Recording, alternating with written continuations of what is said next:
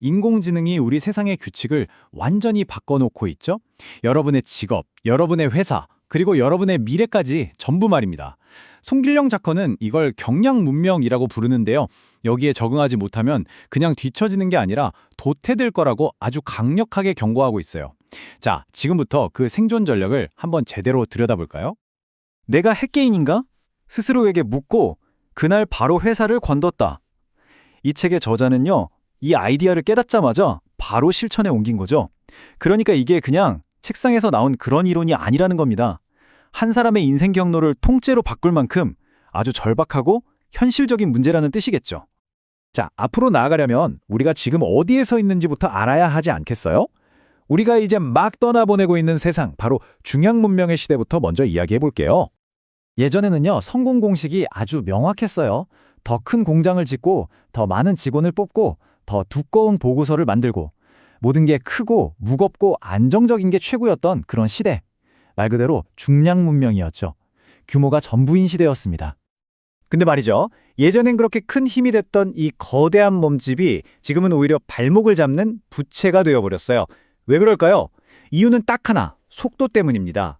보고하고 결제받고 또 회의하고 이 과정을 거치는 동안에 말이죠. 세상은 저만치 달려가 버리는 겁니다. AI 시대의 이 느려 퍼진 속도는 그야말로 치명적인 약점이 된 거죠. 자, 한번 보세요. 세상의 게임 규칙이 정말 180도 뒤바뀌고 있어요. 과거에 우리가 중요하게 여겼던 규모, 안정, 이런 묵직한 가치들이 이제는 속도, 민첩성, 유연한 네트워크 같은 가벼운 가치들에게 자리를 내주고 있습니다. 비유하자면 무거운 갑옷을 겹겹이 껴있던 시대는 이제 끝났습니다. 대신에 가볍고 날렵한 경주마가 트랙을 지배하는 시대가 온 거죠. 자, 그럼 이제 이 낡은 세상의 문제들을 해결할 새로운 패러다임, 바로 경량 문명의 세계로 들어가 보시죠. 그렇다면 이 새로운 문명을 움직이는 단 하나의 가장 중요한 법칙이 있다면 그게 뭘까요? 모든 걸 압도하는 그런 규칙 말이에요. 정답은 바로 속도입니다. 아주 간단하죠. 이제 덩치 싸움은 끝났어요. 누가 더 크냐가 아니라 누가 더 빠르냐. 오직 스피드 경쟁만 남은 겁니다. 개인에게든 기업에게든 이 민첩함이 생존을 결정하는 가장 강력한 무기가 된 세상입니다.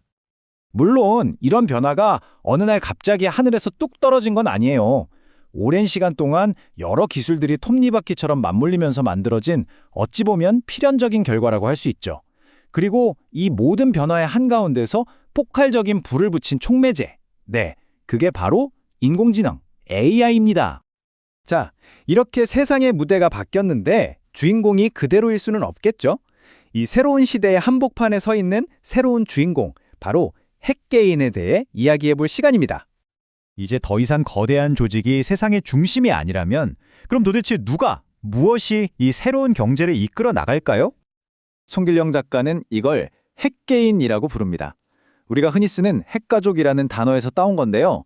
그만큼 더 이상 쪼개질 수 없는 기본 단위라는 뜻이죠. 이제 개인은 조직의 부품이 아니라 그 자체로 하나의 완전한 경제단위, 즉 1인 기업이 되는 겁니다. 이거 생각해보면 정말 엄청난 이야기 아닌가요? AI가 내 옆에 슈퍼비서가 되어주고 전 세계를 상대로 비즈니스를 할 수 있는 플랫폼이 있으니까 한 사람이 예전에는 수십, 수백 명이 하던 일을 해낼 수 있게 된 거예요. 말 그대로 개인이 기업과 맞붙어 싸우는 시대가 열린 겁니다.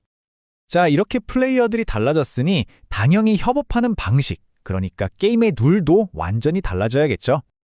앞으로 우리가 일하는 방식은 이 세 가지로 딱 정리됩니다. 첫째, 지금 바로 만난다. 이건 뭐냐면 와서 배우고 가르칠 시간이 없다는 거예요. 각자 자기 분야의 프로로 완벽하게 준비된 상태에서 만나는 거죠.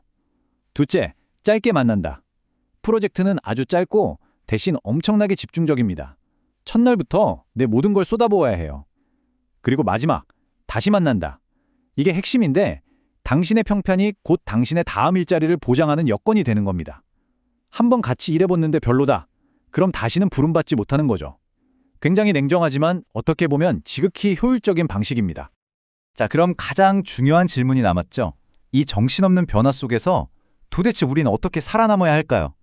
조직을 이끄는 리더라면, 그리고 평범한 우리 같은 개인이라면 뭘 해야 할지 아주 구체적인 생존 가이드를 한번 살펴보겠습니다. 이 표를 보면 리더와 개인에게 하는 조언이 좀 달라 보이죠? 하지만 사실은 같은 이야기를 하고 있는 겁니다. 리더들은 이제 우리 회사 최고 인재는 언젠가 떠날 사람이다. 이걸 기본값으로 생각해야 해요. 사람을 붙잡으려 하지 말고 오히려 실력 있는 사람들이 계속 오고 싶어하는 그런 매력적인 환경을 만드는 데 집중해야 한다는 거죠. 반대로 우리 개인들은 어떻게 해야 할까요? 안정적인 직장이라는 이 대륙에 발을 딛고 있을 때 부지런히 나만의 섬을 만들어야 합니다. 나만의 전문성, 나만의 브랜드라는 섬 말이죠. 그래야 언제든 홀로서기를 할 수 있으니까요. 결국 핵심은 이거예요. 누군가를 통제하려는 시대는 끝났습니다. 자율적으로 움직이고 필요할 때 연결되는 것. 이게 새로운 시대의 방식입니다. 속도와 민첩함이 모든 것인 세상, 경량 문명은 여러분 이미 시작됐습니다. 이 엄청난 변화 앞에서 여러분은 지금 무엇을 쌓아 올리고 계신가요? 여러분 각자의 배는 이 새로운 바다를 향해 이미 항구를 떠났나요? 아니면 아직 묶여 있나요?